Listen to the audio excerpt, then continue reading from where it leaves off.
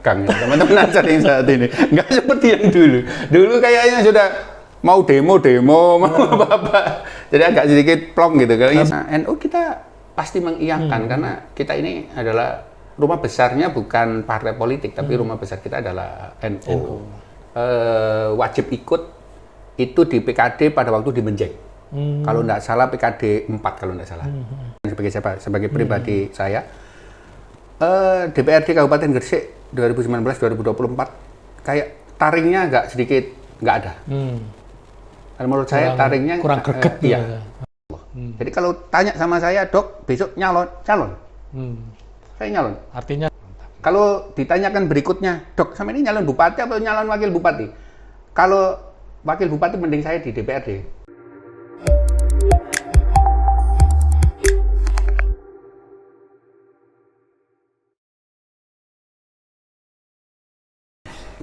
Assalamualaikum warahmatullahi wabarakatuh, Sobat Ansor yang berbahagia. Jumpa bersama kita dalam acara Podcast Lompongan Ramadan, satu program hasil kerjasama GP Ansor Gresik dan Nugres.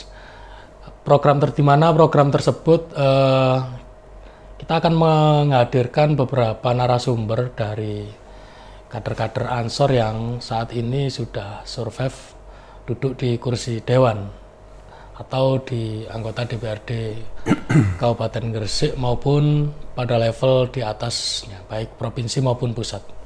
Dan malam ini kita kedatangan tamu yang sangat istimewa.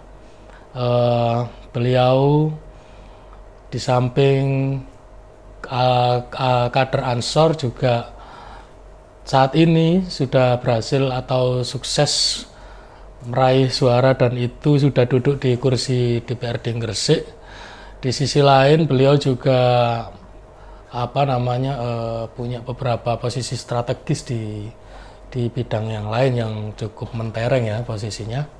Langsung saja kita tidak akan memperpanjang waktu. Kita sapa narasumber kita. Selamat malam. Mas Dr. Alif.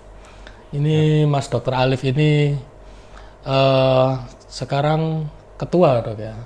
Ketua DPC Partai Gerindra. Oh, iya. Sehat Mas Alif? Alhamdulillah sehat, Gus. Iya.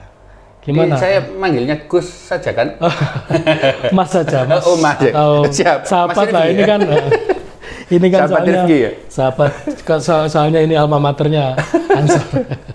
Oke. Iya. Gimana kabarnya Mas? Sehat? Menjalankan aktivitas Ramadan ini? Alhamdulillah. Hari ini tadi makannya sedikit agak kenyang, jadi agak fresh lah malam hari ini. Ya. Didatangi sama... Cuacanya cukup enak ya untuk Ramadan tahun ini ya? Alhamdulillah, nggak panas. Nah, kalau untuk seperti tahun-tahun lalu, seperti apa Mas? Kayaknya tahun lalu itu musimnya kayak masih musim panas, belum musim penghujan. Kalau yang sekarang ini kan musim penghujan, jadi ini agak enak. Mas Alif ini kan kita berbincang terkait pengalaman jenengan ketika masih saat di Ansor, kemudian hari ini yang itu mau ya, karena ini kan belum dilantik Mas ya. Siap. Kalau belum dilantik jadi mau berkiprah atau mengabdikan diri sebagai wakil rakyat di anggota DPRD Gresik. Mas Alif bisa menceritakan dulu waktu di Ansor seperti apa Mas? Iya, saya kalau tidak salah 2017-an masuk ke GP Ansor yang saat itu ketuanya Mas Agus Junet. Mas Agus Junet. Ya. Saya jadi bendara pada waktu itu. Awal mula masuk ke GP Ansor. Yang sebelumnya ya berkiprah ada di ranting tapi nggak pernah jadi pengurus. Baru jadi pengurus itu ya saat diajak bersama-sama sama Mas Agus Junet sama Cak Azadi itu. Di cabang Mas ya? Di cabang. Saat itu sudah sama Mas Agus Junet, mungkin hero pada waktu itu sangat tinggi ya. Saya keliling ke Ndirorejo, keliling Panceng, Ndukun, semuanya hero Ansornya agak besar pada waktu saya masuk itu. Dan kemudian saat ini apakah saya yang kurang aktif itu hero-nya nggak seperti dulu. sampai kemarin ini dimasukkan sama teman-teman ke grup Profesor Ansor. Oh, iya. Nah, isinya itu ya teman-teman yang dulu-dulu. Yang dulu-dulu Mas Agus atau sebelumnya Mas Agus. Jadi guyon-guyonnya di sana. Yang saat ini kayaknya agak sedikit tegang-tegang ya, teman-teman Ansor yang saat ini. Nggak seperti yang dulu. Dulu kayaknya sudah mau demo, mau apa. Jadi agak sedikit plong gitu. Kalau saat ini itu ya, waktu itu semangatnya kader-kader baik di cabang, PAC maupun ranting itu memang agak kuat besar ya. Gitu. Dulu seperti masnya sering keliling ke ranting-ranting maupun ke PAC gitu mas? Keliling. Dulu sering keliling karena mungkin pada waktu itu Mas Agus mengaktifkan seluruh PAC sama seluruh ranting Ansor. Jadi alhamdulillah kemudian girohnya agak sangat meningkat pada waktu itu. 2017 berarti satu periode mas ya? Satu periode, ya satu periode. Terus kan 2017 kemudian ikut periode kedua. Ikut apa namanya? Enggak maksudnya ini kan 2017 mas ya, mulai aktif di kepengurusan cabang, ya kan? Kemudian 2019 kalau nggak salah itu ya untuk kontestasi pileg. Yeah. Nah apa yang kemudian Mas Alip waktu itu yang membuat Mas Alip itu ingin terjun di dunia politik waktu itu? Oke, sebenarnya pada waktu saya masuk Ansor, insya Allah sebelum saya jadi ketua partai kayaknya, atau bareng-bareng. Lebih dulu mana? Masuk Ansor atau ketua partai? Sepertinya duluan masuk Ansor kayaknya. Masuk Ansor. Baru habis itu jadi ketua partai. Nah, kalau ketua partai itu kemudian apa itu namanya diawali saya ikut pileg yang 2019 itu. Dan alhamdulillah masuk ke pileg 2019. Lolos 2019 dan alhamdulillah pada waktu di sana walaupun nggak genap setahun itu teman-teman banyak yang pada waktu itu saya masih di sana demo. Kalau nggak salah demo masalah apa ya? Demo teman-teman Ansor demo pada waktu itu. Saya ikut nemui pada waktu Mas Agus sama teman-teman yang lain itu demo. Saya ikut nemui. Itu tahun berapa itu mas? Kalau nggak salah tahun 2019 akhir atau 2020 awal. Oh waktu ini ya, waktu masih awal-awal menjabat itu ya? Awal-awal jabat. Kan 2019 itu pelantikannya Agustus September kalau nggak salah, anggota Dewan itu. Kalau yang jadi ketua tadi itu sekitar tahun berapa itu mas? Kurang lebih 2017 akhir. 11 akhir. 2017. 17, 18, 19, ya 20. Kalau nggak salah 4 tahun kan? 4 tahun. Periodenya 4 tahun. Ya, pada waktu 2020 itu baru Mas Pak Ketua yang saat ini itu Abdurrahim, ya. sahabat Abdurrahim ya. Sahabat Abdurrahim itu yang habis itu. Lalu untuk ini mas, apa yang kemudian membuat Mas Alif ini waktu itu tergerak atau pengen terjun di dunia politik? Awal saya mau masuk politik itu sebenarnya Gerindra cari seorang ketua partai. Dan pada waktu itu yang ditawari bukan hanya saya, banyak. Dan akhirnya mungkin karena momennya pas, saya deket sama Pak Sambari, saya adiknya Haji Ipung, mungkin begitu ya orang memandang. Akhirnya saya bisa jadi ketua partai itu. Dan memang saya bilang kalau saya nggak ketua saya nggak mau. Bukan masalah apa-apa, karena integritas pada waktu itu bagaimana saya masuk politik itu merubah hal yang dipandang orang negatif itu menjadi positif. Jadi tidak melulu bahwa politik itu negatif. Saya pengen merubah, walaupun merubahnya hanya 1%, 2%, 3%, saya nggak ada masalah. Tapi pada waktu itu saya pengen masuk politik dan pengen merubah politik itu ada sesuatu yang baru, yang positif. Dan pada akhirnya 2019 itu memilih untuk ya terjun pileg gitu. Pileg. 2019. Dan alhamdulillah bisa masuk, dan pada waktu itu karena ketua partai bisa jadi wakil ketua pimpinan, karena pada waktu itu Gerindra nomor 2 pada saat 2019. Iya.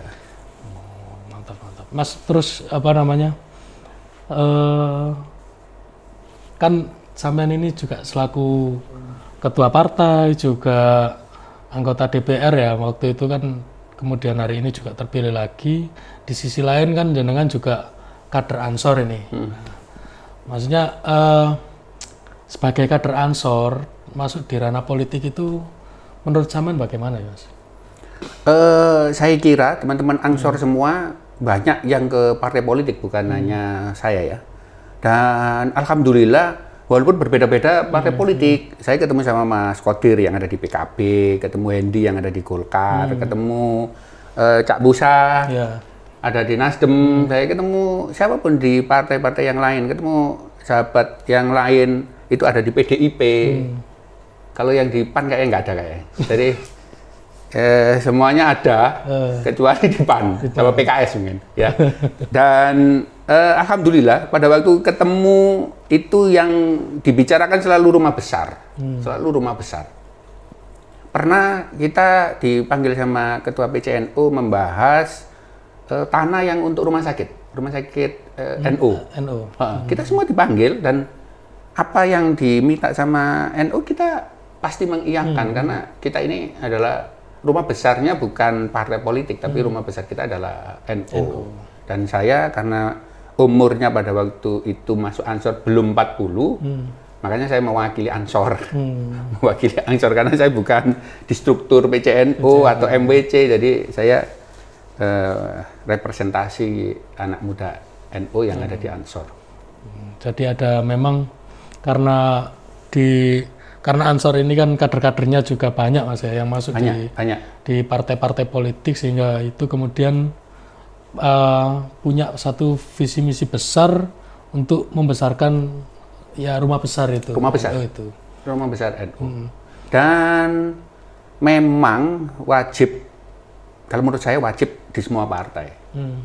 Dan sekali-kali lah nanti kita memberikan masukan kepada Pak Ketua kita untuk seharusnya kalau sudah terpilih gini diajak ngopi bareng. Terus kemudian kita ngomong bagaimana Ansor ke depan ini seperti apa ke depan. Itu akan harus ada beda. Habis ini kan pemilihan juga. Pemilihan juga. Saya nggak tahu itu. Kayaknya umurnya sudah 40 lebih kalau Pak Ketua. Kayaknya kadang-kadang yang pari. Kalau 40-an masih muda, Mas ya? Iya, maksudnya nggak bisa nyalon lagi. Kayaknya nggak bisa nyalon lagi Pak Ketua. Mungkin nanti yang baru atau yang lama ini memulai dengan mengumpulkan kader-kader Ansor yang memang terpilih atau sekarang saat ini menjabat di Ansor untuk kita diajak sebelum atau sesudah membahas program kerja. Mana yang bisa disupport sama kita yang ada di legislatif. Itu sangat-sangat akan punya arti, dan kalau bisa itu nanti di PC dikembangkan juga program-program kerjanya yang di PAC. Agar pada waktu itu bisa nyambung apa yang diminta. Karena kan eksekutifnya juga Ansor. Jadi kalau nanti sudah digedok di sana, diusulkan di sana, kita berharap yang di eksekutif juga mengiyakan agar memang itu untuk kebesaran teman-teman Ansor maupun NU. Jadi nyambung lah antara eksekutif dan legislatif. Betul. Oke, kita lanjut pertanyaan selanjutnya. Iya, rotok santai gitu, Dok. Siap. Nah, kalau tadi yang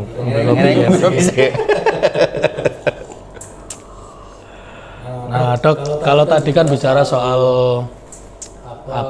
perjalanan politik ya, sekilas perjalanan politik. Ini belum panjang sebenarnya, Dok ya. Cuman ini pertanyaan yang lebih santai dulu lah. Mas Dokter dulu awal-awal 2017 masuk Ansor itu gimana sih, Dok? Pernah ikut pelatihan apa gitu? Terus siapa yang ngajak? Kemudian gimana waktu itu perjalanannya ketika di ketika pertama kali masuk di Ansor itu. Iya. Pada waktu saya masuk ke Ansor, memang belum punya pelatihan apa-apa. Karena sudah kader, habis itu ikut ada PKD, tapi saya belum ikut dan akhirnya saya wajib ikut itu di PKD pada waktu di Menjeng. Kalau tidak salah PKD 4 kalau tidak salah. Saya ikut di Menjeng itu. Jadi itu ikut Alhamdulillah PKD bisa ya? lulus dan dapat sertifikat. Karena kalau nggak bikin apa itu namanya setelah acara kemudian harus mengumpulkan itu laporan itu agar bisa keluar sertifikat. Kalau nggak bikin itu kan nggak keluar sertifikat ya. Dan alhamdulillah bisa sampai keluar sertifikat Ya, ada beberapa persyaratan yang memang setelah pelatihan itu harus dipenuhi sehingga dapat sertifikat tuh. Betul. Dan saat ini alhamdulillah dipercaya sama teman-teman OKK itu pada waktu pelatihan menjadi instruktur. Kemudian ada 2 yang awal-awal dulu karena saya seorang dokter itu diminta untuk menjadi instruktur ke gawat daruratan di PKD maupun di Diklatsan pada waktu itu. Bagaimana menolong orang yang serangan jantung, kebakaran, patah tulang itu alhamdulillah saya bisa menerangkan di sana. Dan yang terakhir ini kemarin 2 kali PKD Manyar sama Balung Panggang kewirausahaan.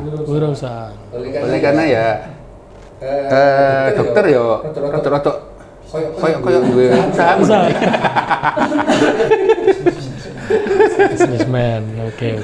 Jadi pengalaman dari luar bisa di-sharingkan ke teman-teman kader atau sahabat-sahabat Ansor. Betul. Dan kebanyakan saya kalau memberikan instruktur itu pengalaman pribadi karena kalau teoritis itu kayak saya ya, kalau menerangkan dan saya mendengarkannya itu terlalu teoritis agak males ya. Karena itu sebuah pelatihan, beda sama mahasiswa ya. Kalau mahasiswa pasti kita bicaranya teoritis. Kalau pada waktu pelatihan, kalau kita bicara teoritis orang nggak senang karena yang ikut diklat itu umurnya sudah bermacam-macam karena ada yang tua, ada yang muda, ada yang sudah nikah, anaknya sudah banyak, atau ada yang nyunyu yang baru-baru dari Ibnu. Tapi saya harus ada cerita pribadi pada waktu menjadi pengusaha agar mereka bisa sharing. Bukan saya ngajari tapi bagaimana mereka sharing bahwa saya pernah gagal bikin bisnis apa, gagal bikin bisnis yang sukses. Itu tidak semua bisa langsung sukses dan alhamdulillah saya melihat diklat itu berhasil jika pertanyaannya banyak. Iya. Kalau nggak ada pertanyaan, ngerti atau tidak, saya nggak tahu itu. Tapi kalau saya menerangkan, saya ngasih contoh, kemudian banyak pertanyaan, oh berarti masuk itu. Dan saya harus jawab dan alhamdulillah saya lihat wajahnya, karena seorang dokter kan bisa melihat psikologis ya. Oh ini seneng ini, kalau seneng berarti masuk ini. Yo akeh pertanyaan yo ewo-ewo. Ini Mas, ini untuk pertanyaan selanjutnya Mas ya. Ini kan kita sudah banyak bicara soal politik, soal tadi organisasi itu. Nah, ini kan jenengan yang saat ini sudah duduk di kursi legislatif Mas ya. Belum pelantikan kan? Belum pelantikan. Oh, iya, belum pelantikan. Iya, belum. Mau duduk ya berarti.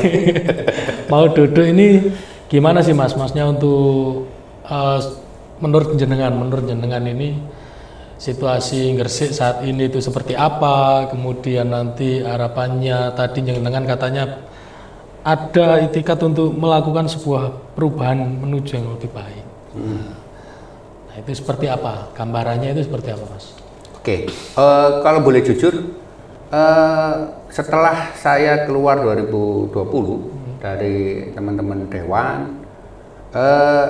Dewan kayaknya saya lihat mungkin ya, mungkin ini pendapat pribadi, Iya. Pendapat pribadi saya bukan sebagai siapa, sebagai pribadi saya. DPRD Kabupaten Gresik 2019-2024 kayak taringnya agak sedikit nggak ada.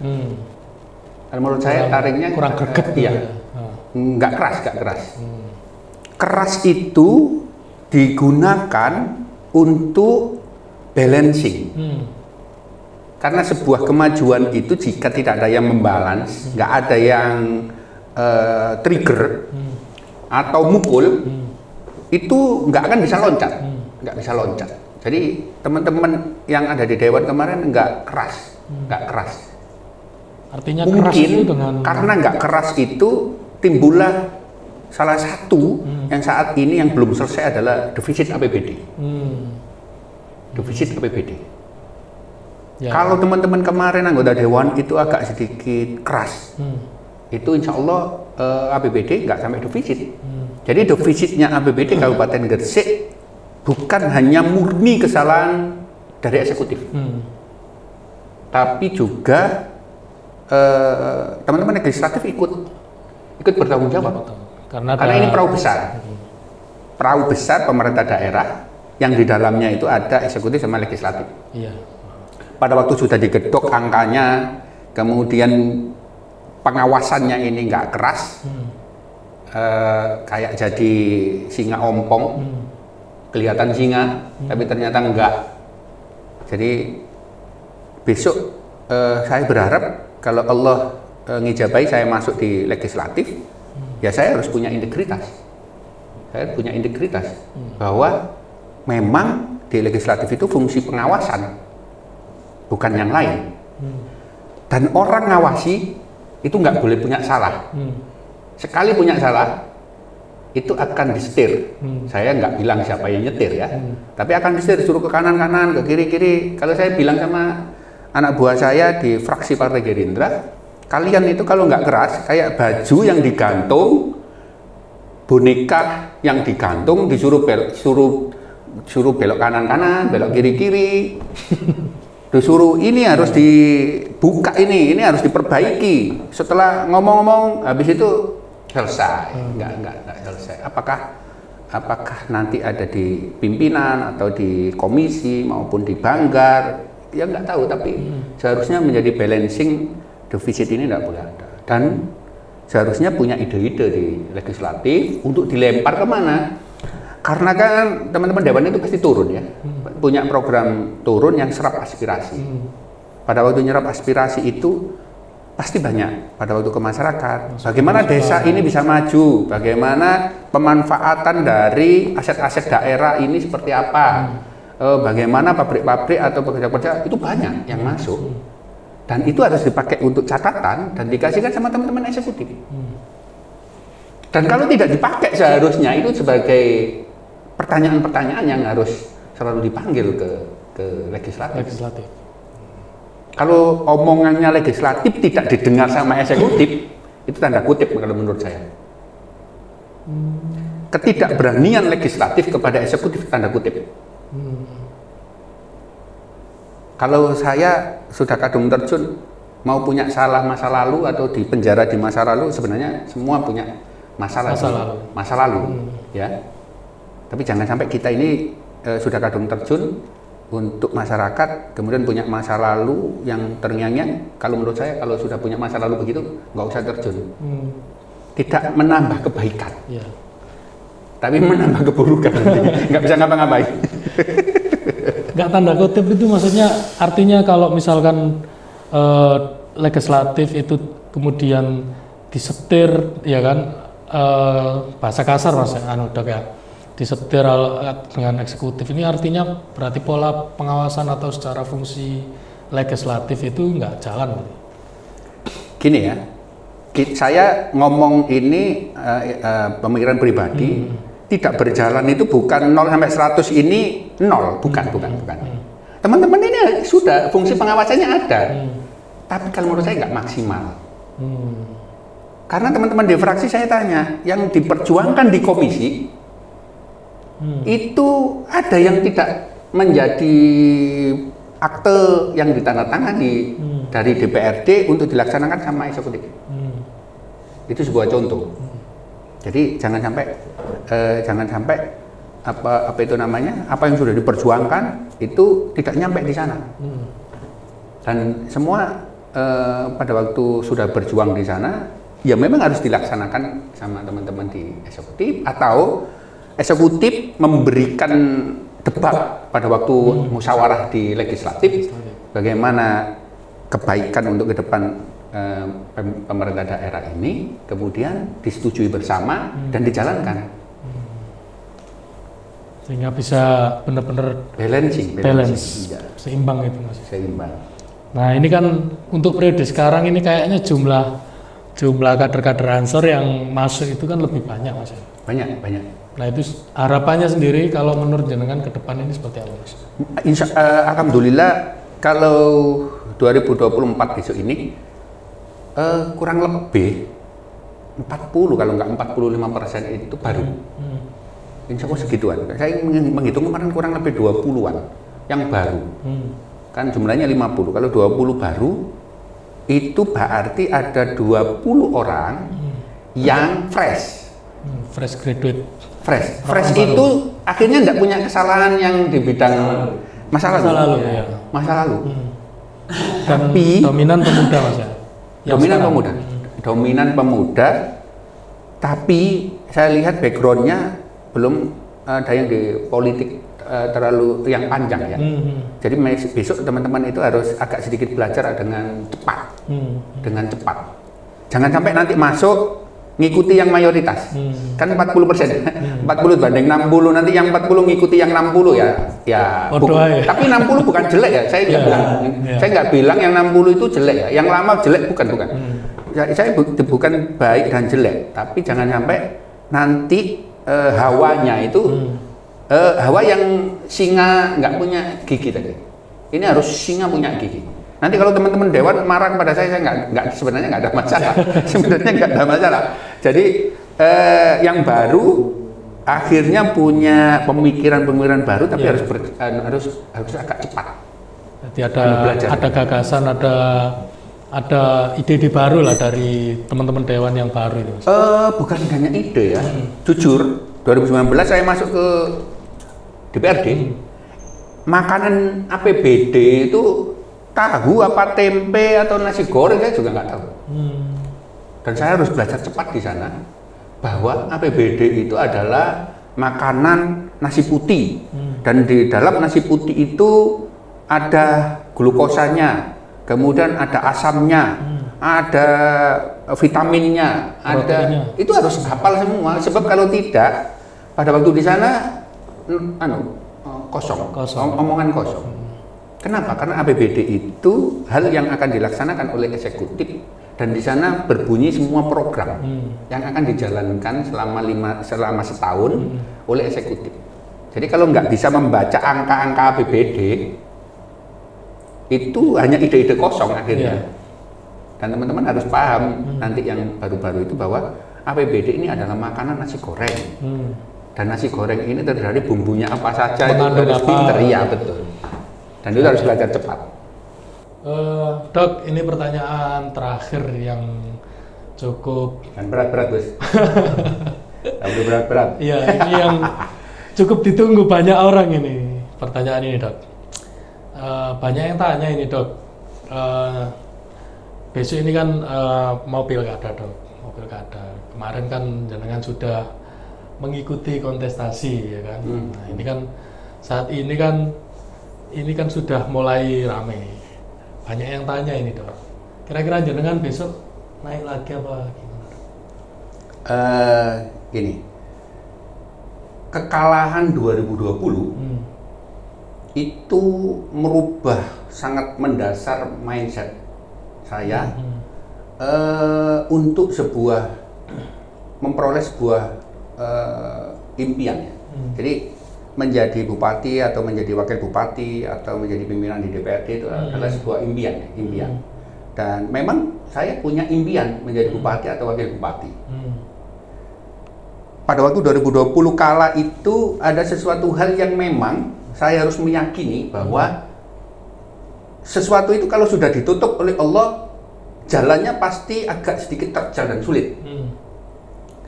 Untuk pertanyaan yang saat ini, alhamdulillah bahwa saya punya impian, dan sampai detik ini kayak semua hari ini sampai hari ini ya semua masih dibuka sama Allah. Saya belum merasa itu ditutup oleh Allah. Jadi kalau tanya sama saya, Dok, besok calon. Saya nyalon. Artinya sampai sekarang masih siap ya kalau masih siap. Masih siap. Kan soal apa situasinya kalau seperti 2019 kemarin kan sama ini, Dok. Maksudnya kan setelah pileg kemudian pilkada. Nah, ini kan juga situasinya sama. Kalau yang kemarin mungkin saya sudah masuk, belum genap setahun mundur.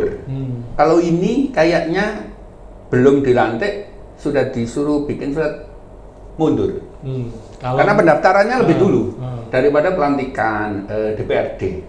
Kalau Allah ngijabahi dan saya melihat itu sebuah jalan yang dibuka sama Allah, saya lanjut. Kenapa kok saya bilang dibuka ya? Satu, saya dapat perintah dari saya ada di DPC, ada perintah dari DPD. DPD diperintah dari DPP. Satu ya. Itu sebuah kertas yang memang dibuka sama Allah. Nggak mungkin lah. Saya belum pernah minta langsung ke beliau-beliau yang ada di atas saya. Kemudian Partai Gerindra bisa dapat 10 kursi. Kemudian yang ketiga memang pertarungan 2024 itu bukan pertarungan yang biasa-biasa saja. Pertarungan di legislatif untuk mempertahankan kursi, menaikkan kursi atau kursi itu turun itu. Yang kemarin itu. Iya, yang kemarin itu pertandingan yang bukan baik-baik saja. Pertandingan sangat-sangat keras. Dan alhamdulillah Gerindra dibuka sama Allah kursinya naik 2 dari 8 menjadi 10. Yang berikutnya dibuka sama Allah itu komunikasi saya sama semua partai. Itu sangat baik-baik saja dan insya Allah mereka akan mendukung saya. Mereka mendukung, tapi sebuah pertarungan eksekutif itu pasti rekom dari Jakarta. Jadi saya pribadi pun harus dapat rekom dari Jakarta. Semua harus dapat rekom dari. Sebenarnya pertarungannya ada di Jakarta ya, untuk mendapatkan rekom. Tapi komunikasi saya sama teman-teman alhamdulillah. Dan itu merasa saya dibuka oleh Allah.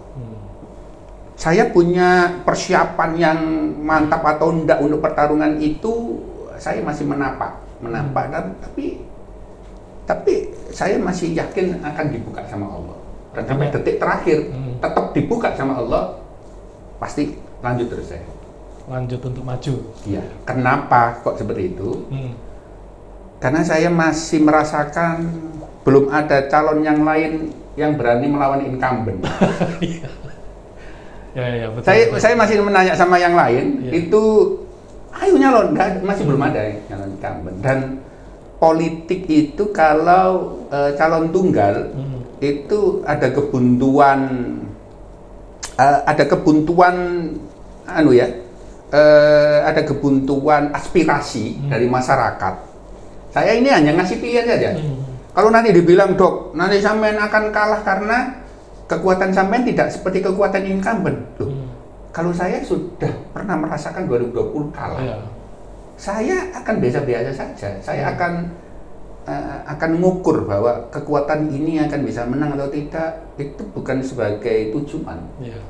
Sudah bukan sebagai tujuan, tapi bagaimana saya ngikuti jalan yang sudah dibuka sama Allah itu tadi, dan berhasil tidak berhasil itu haknya Allah, bukan hak saya. Atau mungkin bisa jadi 2019 kemarin itu menjadi evaluasi dan menjadi kekuatan lebih besar gitu, Dok. Iya. Dan alhamdulillah ya, bukan saya ngomong pasukan dari sahabat-sahabat saya, saudara-saudara saya di seluruh kecamatan, di seluruh desa se-Kabupaten Gresik ini, sedikit banyak yang nelpon, banyak yang japri, ayo Dok, sudah nyalon saja, kita sudah siap tempur. Itu juga bikin semangat saya. Antusiasnya naik ini, Dok? Antusiasnya lebih tinggi saat sekarang ini daripada 2020. 2020 itu semangatnya besar, kemudian ternyata menjadi wakil bupati semangatnya pecah jadi 2. Sebenarnya yang diharapkan kemarin itu saya ada di bupati bukan di wakil bupati, akhirnya agak sedikit pecah. Dan saat ini memang diharapkan sama teman-teman menjadi bupati bukan jadi wakil bupati. Kalau ditanyakan berikutnya, Dok, sama ini nyalon bupati atau nyalon wakil bupati? Kalau wakil bupati mending saya di DPRD. Mending di DPRD. Saya rencana bukan nyalon wakil bupati, tapi nyalon bupati. Nah ini paling dan dan ini bukan negatif dengan negatif bahwa incumbent yang akan tarung besok kemudian melihat saya harus negatif, jangan. Saya melihat beliaunya juga tidak negatif, enggak negatif. Jangan sampai di masyarakat ini ada kebuntuan aspirasi. Sentimen. Kalau ada kebuntuan aspirasi, malah itu tidak baik secara demokrasi nanti di Kabupaten Gresik. Bahwa di sini tidak pernah ada demo, jarang demo, itu bukan baik-baik saja ya. Lihat sosmed hari ini tentang pemerintah daerah, menurut saya juga tidak baik-baik saja. Melihat aspirasi dari teman-teman yang ada di lapangan, di daerah, di kecamatan, juga tidak baik-baik saja lah. Saya mungkin mewakili yang tidak baik-baik saja itu. Mungkin ya. Yang baik-baik saja mungkin nanti kepuasan kepada incumbent itu 80%, 90%. Alhamdulillah. Kalau Dok berhasil incumbent atau Pak Bupati yang saat ini, saya bilang berhasil. Pembangunannya ada, semuanya ada. Yang Pak Sambari ada, ya Robah ada, semuanya ada. Sekali lagi, saya ada di barisan aspirasi biar tidak ada kebuntuan. Dan di Gresik ini memang jangan sampai ada bukan calon tunggal, tapi bagaimana ada 2 calon atau 3 calon atau 4 calon. Kemarin saya ketemu sama ketua-ketua partai, saya bilang nggak ada calon dah. Kalau bisa itu yang nyalon 5, 4 gitu ya. Bukan hanya 1 atau hanya bukan 2. Jadi masyarakat itu punya pilihan yang banyak. Itu menurut saya lebih baik daripada calonnya hanya 1 atau 2. Jadi lebih banyak. Paling akhir Dok, pesan-pesan untuk kader-kader Ansor saat ini yang sedang berproses. Siap. Sahabat-sahabat Ansor yang mungkin belum berhasil atau lagi berjuang untuk keberhasilan atau yang sudah berhasil. Sekali lagi, keberhasilan itu bukan apa yang sudah kita capai, tapi keberhasilan itu adalah kepuasan dari diri kita yang kita syukuri. Selama kita tidak pernah punya syukur, pasti tidak akan pernah berhasil. Tapi kalau kita saat ini duduk podcast, kemudian sambil minum kopi dengan santai seperti ini, apakah podcastnya berhasil? Kalau menurut saya berhasil. Karena kita bincangnya dengan santai dan syukur bahwa malam ini kita bisa sehat, kita bisa bincang santai. Jadi menurut saya sebuah keberhasilan itu adalah rasa syukur kita apa yang sudah kita dapat hari ini, karena kita tidak akan pernah tahu 1 menit, 2 menit atau 1 detik, 2 detik ke depan apakah kita masih ada. Siap. Jadi apa yang akan saya lakukan ke depan, saya hanya berniat bahwa semua ini untuk kemaslahatan umat, dan itu insya Allah sudah saya buktikan walaupun kecil. Itu saya pegang rumah sakit, saya hari-hari itu insya Allah saya selalu menapak itu karena memang itu yang harus kita pegang menjadi pemuda saat ini. Mungkin itu dari saya, Gus Rifki, Mas Rifki, terima kasih Mas. sahabat Rifki. Semoga podcast Lompongan Ansor ini menjadi podcast yang meledak di Kabupaten Gresik dan menjadi inspirasi pemuda-pemuda di Kabupaten Gresik, terutama teman-teman Ansor, teman-teman IPPNU, IPNU, Ranting atau yang lain. Alhamdulillah podcast kita dengan Mas Dr. Asluhul Alif atau biasa dipanggil Mas Dokter atau Mas Alif sudah banyak yang kita bicarakan ya.